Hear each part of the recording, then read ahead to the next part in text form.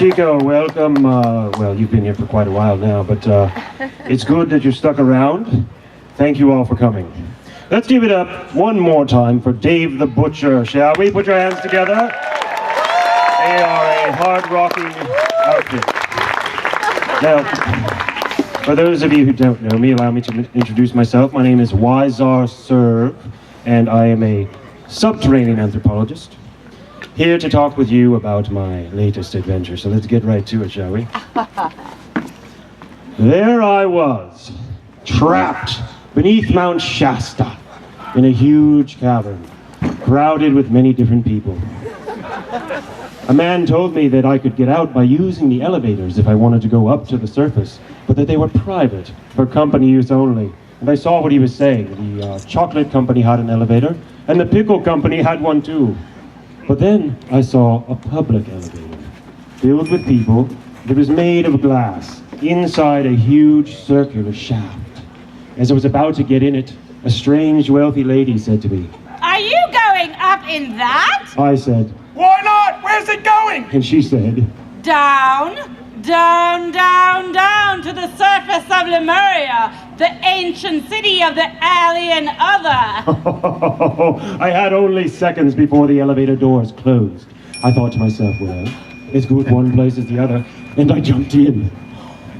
As we descended and cleared the layers of plasma and rock, I could see far below, but getting closer every minute, the alien city of Lemuria. I saw Lemurian bread makers opening up their shop, and a Lemurian blacksmith gathering wood for his fire. And I also saw Lemurians emerging from some underground tunnels of light. Who were these Lemurians?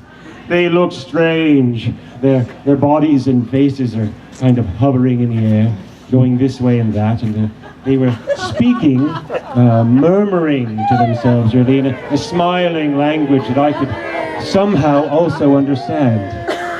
And it was clear that this underground culture had reached a high level of technological advancement. Daily activities for its citizens seemed to include such things as anti-gravity aircraft, transmission of pictures through wires, personal radio telephony, and high-speed railroads. Somehow I knew that the Lemurians believed in death as a change, not as an ending. For instance, a Lemurian man told me that he was the re-embodiment of several people. "I am George Washington, an Egyptian priest and a noted French saxophonist." Just then I noticed a man selling something to a group of Lemurians gathered round him on the sidewalk. I don't know what was being sold. Perhaps it was real estate or a children's toy. Whereas in America, this type of man would have been a huckster, trying to con us out of our hard-won nickels. This Lemurian was quite genuine and seemed to have nothing in mind but his customers' best interests.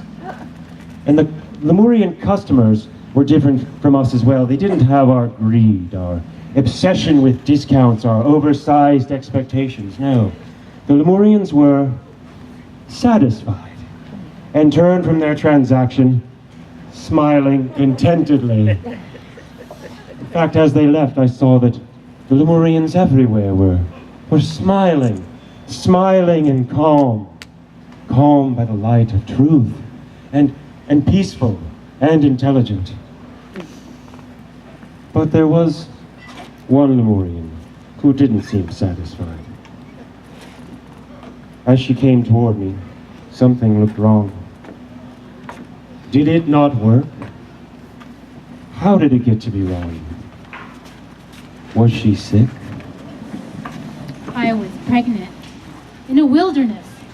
The grass was up to my waist.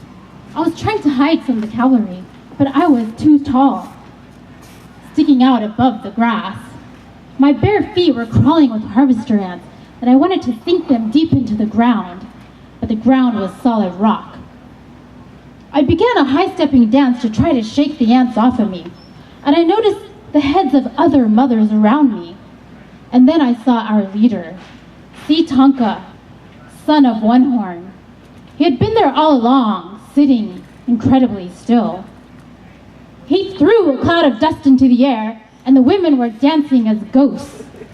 I pleaded with them. Stop! The soldiers will see us! The women dropped to the ground, but the children remained standing. They were deaf and could not hear my pleas. I could hear the soldiers nearby, on a street running through a prairie, in a European-style sidewalk cafe, drinking wine, awaiting their orders. I could hear their laughter and their horns, the sounds of city life and accordions. I warned Tonka. They're taking over the whole earth! He just said, Ha ha! I have lived long enough. I have avoided having children because I was always on the run. his leg was deeply buried, being absorbed into the ground. And then we were kissing each other. I was looking behind me to make sure the children weren't watching. I saw one of them was dead, a stillborn. I screamed up at some turkey vultures circling around the dead child, worried the soldiers would see us and notice our position. The women were stupidly singing in the grass. Suddenly, the sound of a shot pierced through the early morning gloom. The army's Hotchkiss guns raked us with grapeseed. Meadowlarks began dropping from the sky, falling on our heads and feet. We made a mad dash into the ravine to escape. Our men came forward with rifles, only to be cut down by the army's withering crossfire. When the smoke cleared, the army descended into the meadow to execute the survivors. But then there was a great howl, and a blizzard came in to save us. I was running. I saw turtles in the snow, running along as fast as me. They had survived because of their shields. I reached a deep ravine and headed towards the hospital that was being constructed for the wounded.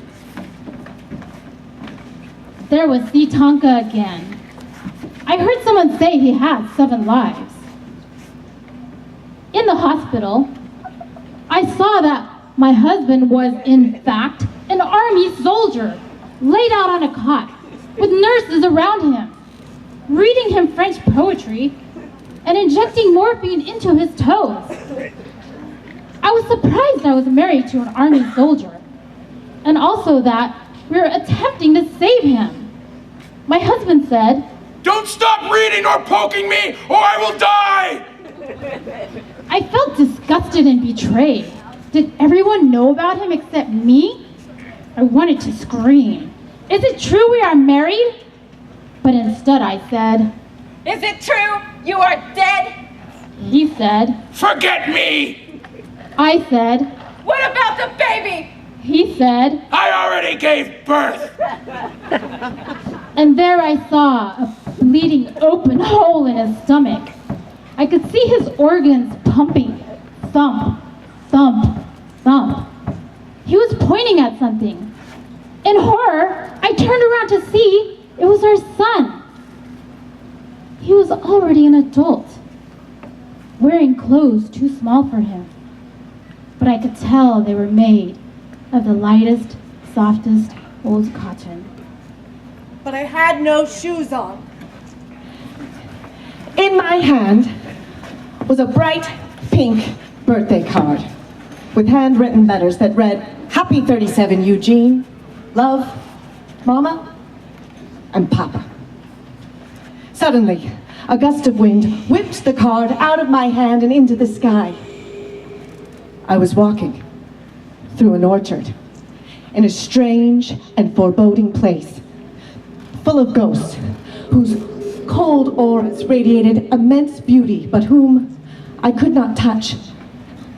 The chessboard of trees was interrupted sporadically by dazzling displays of color, bursts of light as the ghosts weaved against the wind, and the clouds of the sky became animated by a lightning storm. I could see my shadows in the strikes of lightning cast against the orchard floor. And they were the shadows of my widowed mother and soldier father. I walked on in darkness. Far off in the distance were the silhouettes of a herd of elk. I thought of hunters and gatherers, native people.